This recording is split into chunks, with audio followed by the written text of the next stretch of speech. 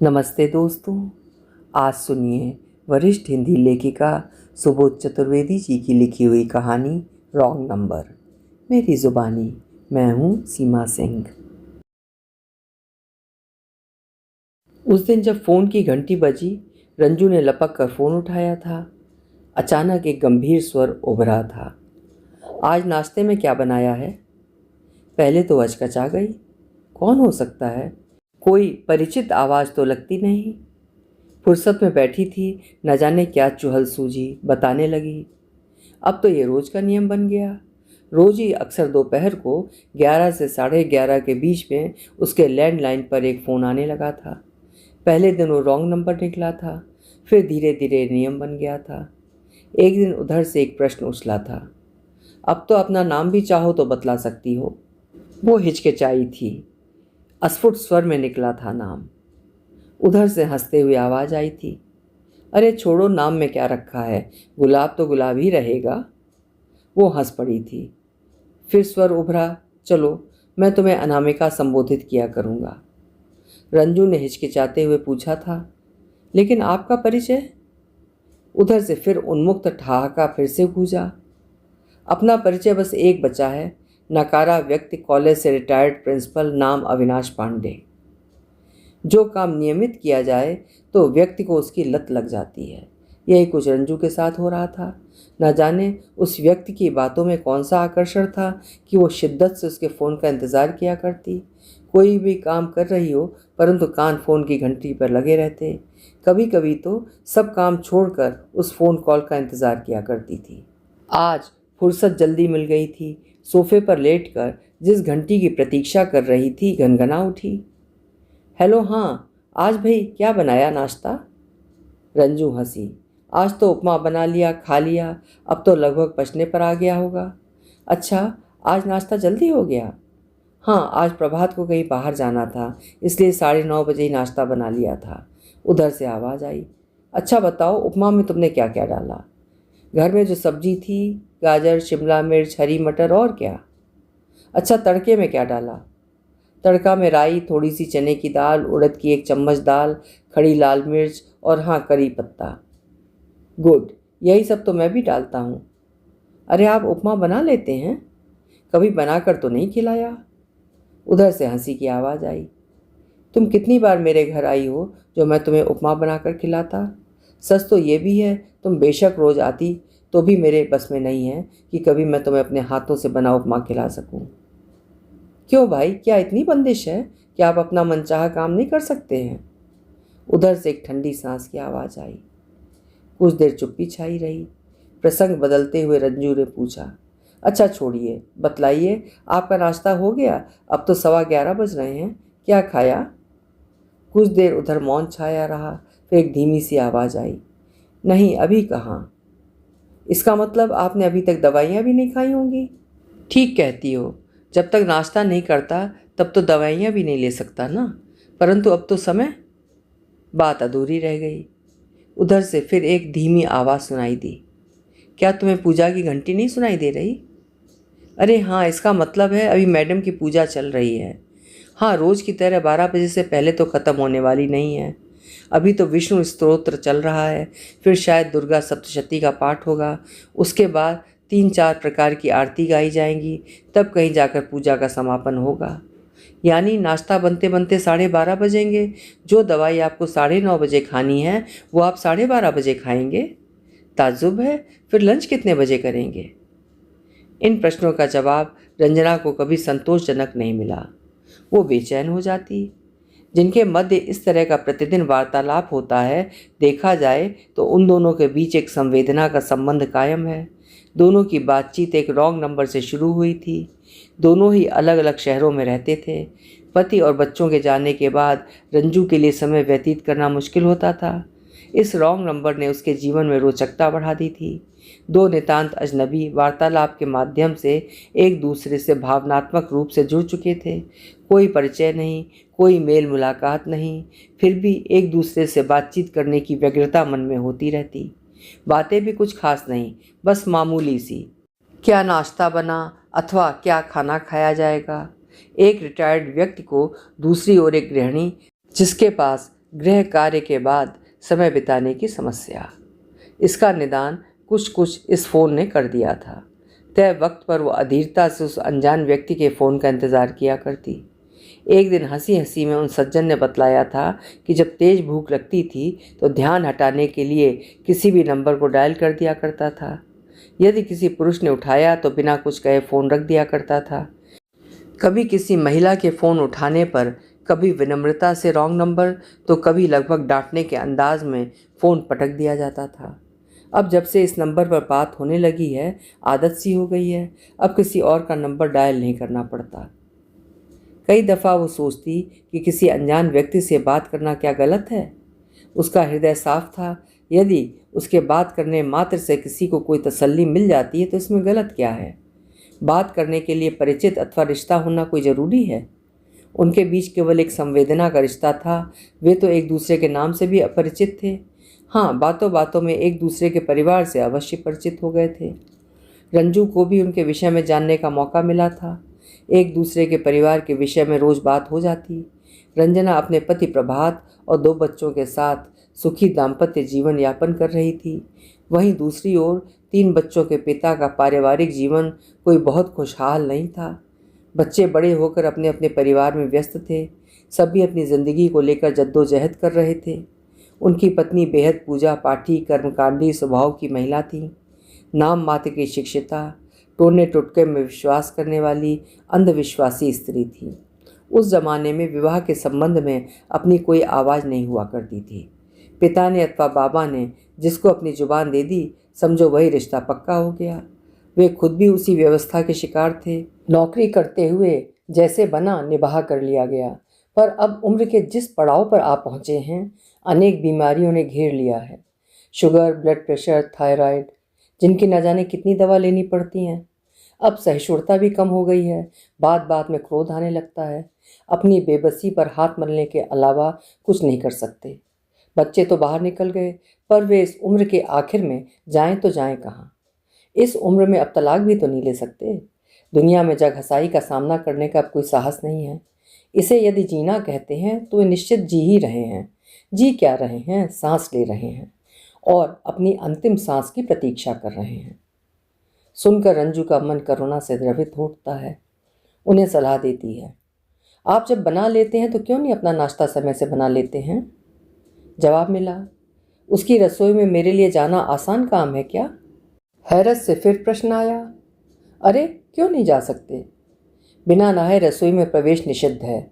चप्पल पहनकर भी जाने की इजाज़त नहीं है। अब सर्दी में भला बिना स्लीपर कैसे जाया जा सकता है। दूसरे, उस गैस पर कुछ भी बना लेना आसान नहीं है।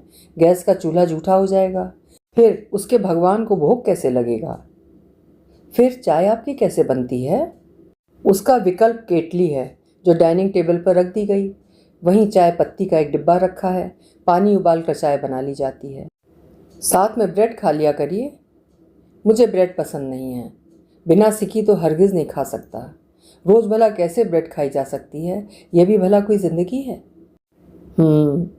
रंजू ने बेचारगी में सिर हिलाया।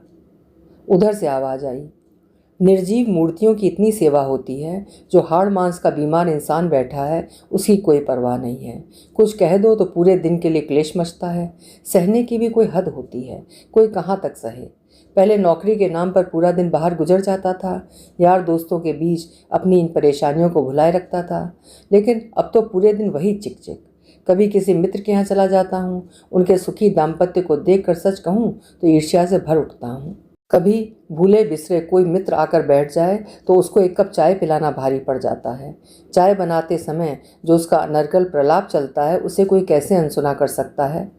अपमानित मित्र जैसे तैसे चाय के घूंट खटकते हैं और विदा ले लेते हैं। महीनों वे दोबारा आने की हिम्मत ही नहीं करते। आखिर उन्हें आपसे इतनी शिकायत क्यों है। जिसका पति बुराइयों का पुतला हो, जिससे विवाह कर जिंदगी नरक बन गई हो, उससे तो शिकायत भी अनगिनत होंगी। पूरी ज़िंदगी जो कुछ कमाया ईमानदारी से कमाया। पैसा अनाप शनाप नहीं कमाया, पर नाम खूब कमाया। प्रतिष्ठा अर्जित की जिसका उसकी आंखों में कोई मूल्य नहीं है। उसे तो भौतिकतावादी चमक ने भरमाया है। हमेशा से मेरी तुलना दूसरों से होती रही है। इसके पास ये है, उसके पास वो है, हमारे पास वो सब क्यों नहीं है। उसे कोई कैसे समझाए कि तृष्णा का कोई अंत नहीं होता है। एक इच्छा पूरी हुई नहीं कि दूसरी सिर उठाकर सामने खड़ी हो जाएगी।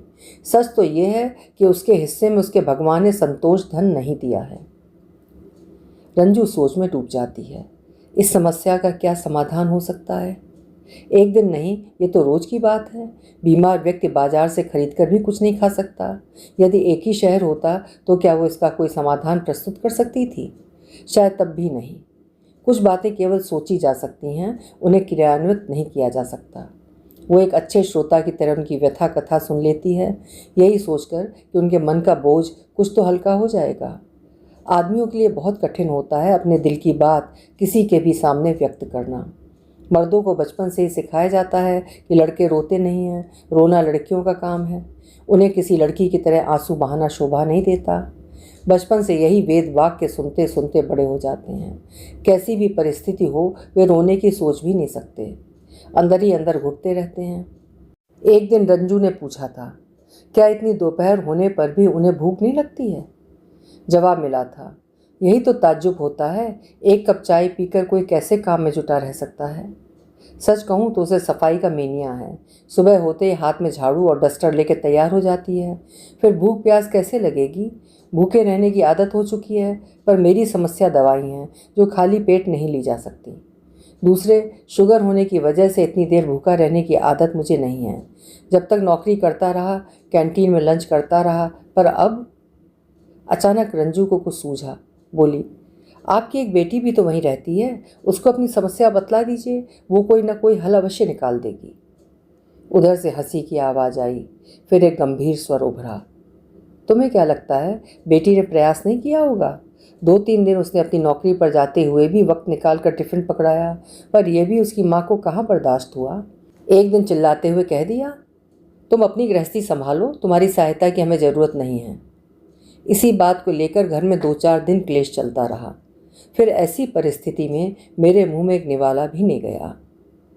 रंजू को कुछ नहीं सूझा तो बोली, बड़ी हैरत होती है जानकर दुनिया कितने विचित्र प्राणियों से भरी पड़ी है। इससे दुर्भाग्य के अलावा और क्या कहा जा सकता है।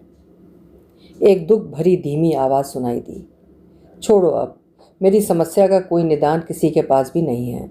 वो एक सामान्य चरित्र नहीं है, वो पर पीड़क स्त्री है। मुझे दुख देने में उसे आनंद की अनुभूति होती है। कुछ लोग दुनिया में ऐसे भी होते हैं। सच तो ये है कि मैं अपनी इस समस्या का रोना सबके सामने नहीं रो सकता। पता नहीं क्या बात है कि तुमसे कहकर मन की वेदना कुछ कम हो जाती है।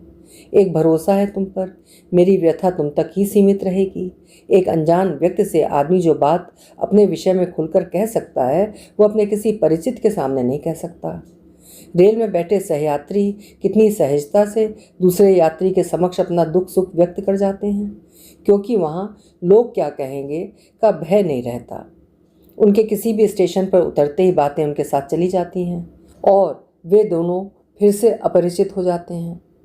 समाज में बड़ा मान सम्मान है मेरा, और घर में शायद नौकर चाकर मुझसे अधिक सम्मानित व्यक्ति हैं। वे काम आते हैं, मेरा क्या नकारा आदमी ठहरा। ना खूब पैसा कमा सका, ना ही बैंक बैलेंस बढ़ा सका। मुझे तो कोई अफसोस नहीं है, पैसे का सही इस्तेमाल किया है मैंने। अपने सभी बच्चों को खूब पढ़ाया लिखाया, समय से सभी की शादी भी कर दी। सभी अपने परिवार में खुश हैं। बेटा भी समझाने की लगातार कोशिश करता है, पर बात उधर से अधूरी छोड़ दी गई। अगले दिन फिर 11 बजे फ़ोन की घंटी बजना, तत्परता से रंजू का फ़ोन उठाना, फिर वही प्रश्न, आज नाश्ते में क्या बनाया? आज मैंने इडली बनाई थी रवा की। ओह, फिर तो चटनी भी बनाई होगी, उसमें क्या क्या डाला? सूखा नारियल, भुनी हुई चना दाल और थोड़ी सी भुनी मूंगफली। तड़का भी तो लगाया होगा? जवाब मिला, हाँ, सरसों के तेल में राई, करी पत्ता और साबित एक लाल मिर्च। अरे वाह, फिर तो परफेक्ट बना होगा। आज रंजू ने मन में इतने दिन से घुमड़ती बात पूछ ही ली। बोली, एक बात बतलाइए, आप प्रत्येक चीज़ की बनाने की विधि इतने विस्तार से क्यों पूछते हैं? बस ऐसे ही जानना चाहती हूँ, नहीं बतलाना चाहें तो कोई बात नहीं है। उधर कुछ देर चुप्पी छाई रही। फिर एक ठहरी आवाज़ कानों में आई, असल में मैं तुम्हारे बनाए गए नाश्ते को अपनी कल्पना में एक प्लेट में उसी तरह सजी हुई देखना चाहता हूँ जैसे कि मेरे खाने के लिए परोस कर रखी गई है। मन को बड़ी तसल्ली मिलती है। सामने नहीं होकर भी मेरे सामने वो प्लेट होती है। शायद मेरी क्षुधा कुछ देर के लिए बहल जाती है। तुम्हें ठीक नहीं लगता तो कल से नहीं पूछूंगा। रंजू हड़बड़ा कर बोल उठी। अरे नहीं, ऐसा गजब मत कीजिए। सच तो ये है कि जब आपको बतलाती हूँ तो मुझे भी आत्मसंतोष मिल जाता है। जिनके लिए ये नाश्ता बनता है उनके पास स्वाद लेने के लिए वक्त ही कहाँ है। एक के सामने पेपर होता है तो बच्चों के सामने मोबाइल। सभी जल्दी जल्दी नाश्ता निगल कर भागते हैं। किसी को ऑफिस के लिए देर हो रही होती है तो किसी को कॉलेज स्कूल के लिए। सच तो ये है कि नाश्ता कैसे तैयार किया गया, कितना वक्त उसमें लगाया, सब कुछ आपके सामने दोहरा कर जैसे मुझे अपने श्रम का प्रतिदान मिल जाता है। भविष्य में भी मुझे फ़ोन की घंटी का इंतज़ार रहेगा। दोनों ओर चुप्पी पसर गई। फिर एक ठंडी सांस लेकर फ़ोन रख दिया गया। आज फ़ोन पर पोहे की रेसिपी की चर्चा होते होते न जाने कहाँ जा पहुंची। आज पोहे में डालने के लिए हरा धनिया नहीं था, बस उधर से आपत्ति का स्वर सुनाई दिया। ये क्या, जब तक हरा धनिया ऊपर से न डाला जाए भला रंगत कैसे आएगी। पीले पीले पोहे, उसमें हरा धनिया, उसकी खूबसूरती में चार चांद लगा देता है। फिर बात मुड़ गई थी देश की संस्कृति के आदान प्रदान की। आज दक्षिण भारतीय व्यंजन उत्तर भारत के किचन की शोभा बढ़ा रहे हैं। दूसरी ओर दक्षिण के लोग दूसरे प्रांतों के भोजन को सहजता से अपना रहे हैं। इस अदला बदली ने एक दूसरे को कितने नज़दीक लाने का काम किया है। आज खूब अंतर्जातीय विवाह होने के बावजूद अब लोगों को खास समस्या का सामना नहीं करना पड़ता और भी न जाने क्या क्या बातें होती रही थीं। रंजू को यह सब सुनना बहुत पसंद आता था। दूसरी ही दुनिया में जाकर वो जैसे चमत्कृत हो उठती थी। महीनों ये सिलसिला चलता रहा। फ़ोन के वक्त रंजू किसी दूसरे कमरे अथवा किचन में भी नहीं जाती थी। सच तो ये है कि उसे फ़ोन पर उस व्यक्ति की नितांत व्यक्तिगत बातें सुनना अच्छा लगने लगा था। उसे एक तरह का नशा हो गया था। बात करने के बाद फिर वो पूरे दिन कल्पना करती थी कि वो व्यक्ति देखने में कैसा होगा।